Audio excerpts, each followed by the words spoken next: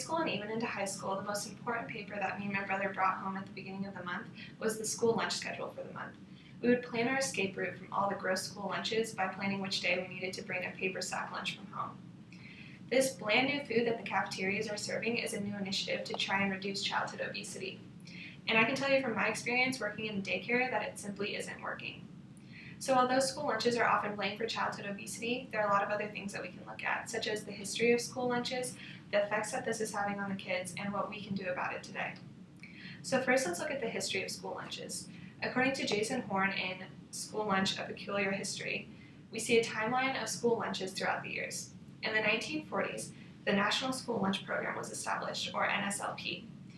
This said that school lunches needed to have a serving of protein, bread, 2 servings of fruits or vegetables, and milk, and a serving of butter or margarine. This is almost similar to the school lunches that we see today. Vending machines were introduced in the 1970s. They were exempt from NSLP's guidelines, and so vending machine companies saw kids as more of a market, so they would put unhealthy foods in the vending machines to try and attract kids, such as candy or chips. In the 1980s, the school lunches experienced budget cuts. So this resulted in schools buying bulk foods that were high in fats and low in fiber. In the 2000s, the healthy revolution came around. So this said that school lunches needed to cut fats out of their lunch and that they needed to serve 1/3 of the children's daily nutrient needs. So next, let's step inside the cafeteria and see what the kids think about their school lunches and the effects that they're having on them. So at school lunch, they're served small portion sizes and it's blander food. This led to kids that ate all of their school lunches to be more hungry, and the kids that didn't want to eat their school lunches were left starving at the end of the day. A lot of times when kids don't eat, they'll go home to an empty house where mom and dad are usually still working. This leads to them raiding the pantry, and if they're anything like me when I was a kid, it oftentimes would lead to eating cookies or candy. So Neil Conan did a podcast called Talk of the Nation, which was on channel NPR. This allowed parents to call in and voice their opinion on what they thought about school lunches. They said that although the school lunches were healthier, they simply just weren't enough for their kids. One mom said that she even had to pack multiple snacks for her son to eat throughout the day so that he wouldn't be hungry at the end. I work in a daycare and I see similar results in school lunches. I work with 3 to 5-year-olds, and they get the same school lunches that are provided to the grade school students because the daycare is connected to the school. So one day in particular, we were having mac and cheese, which would seem like it would be an everyday favorite for a kid. Well, these kids wouldn't touch it. They said that it was disgusting, that they didn't like the texture of it, kind of thing. And so although we tried to kind of get them to eat it, they simply wouldn't do it. And it resulted in temper tantrums, and 12 out of the 16 kids didn't even eat their food. This led to eating more snacks than usual that day because they were just so hungry. So what I'm saying is that we can't starve kids to be skinny. We can't give them small portion sizes and expect them to be fulfilled with it and reduce their childhood obesity rates. And we can't let them go home and be hungry and then raid their pantry and eat unhealthy snacks, because that will simply do the reverse effect of what we're trying to do. So next we'll talk about the solution and what we can do by looking at other major problems and then taking action.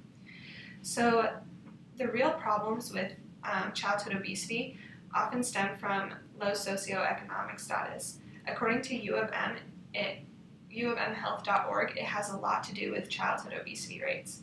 Some students that are eligible for reduced price school lunches already come from low-income families, and they are already obese before they get to school age.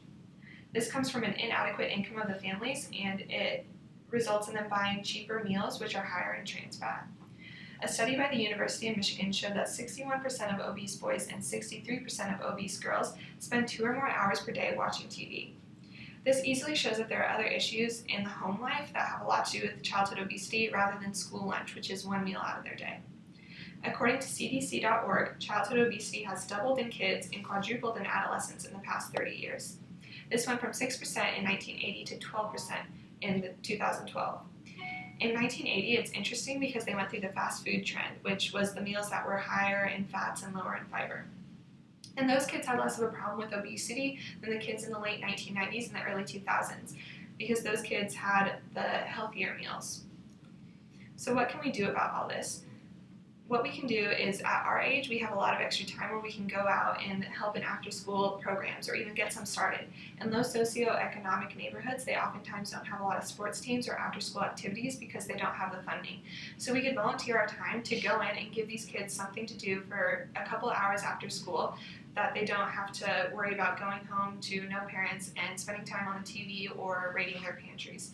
We can give them a healthy snack and promote exercise.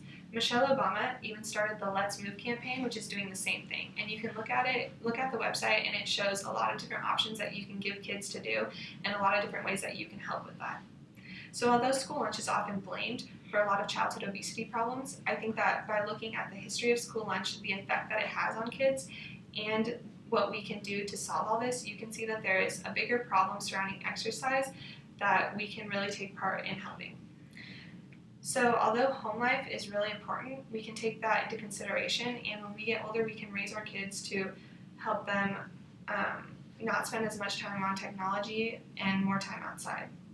These statistics with childhood obesity can start changing today, and all we need is a little help from you. Thank you.